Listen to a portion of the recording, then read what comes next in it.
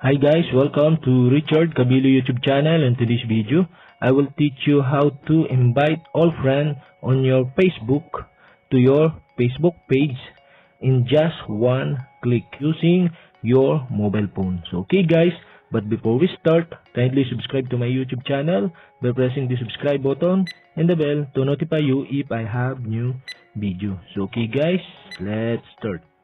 You all have to do is go to your Facebook application in your mobile phone.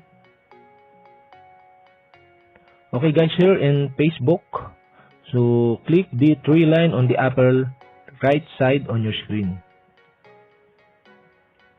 And okay, click your page. So okay, you can find your page. You want to invite your friend to your Facebook page. Okay, for my example, I tried this one of my Facebook page.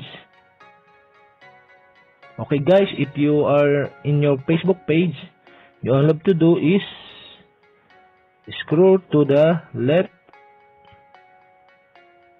and find the community. Click community.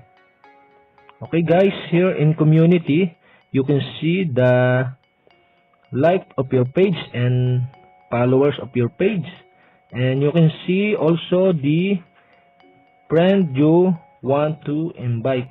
So okay guys, you can see the invite button here, and okay, to invite your friend on Facebook, all you have to do is click invite friends. And okay guys, here in invite people, so you can see this select all.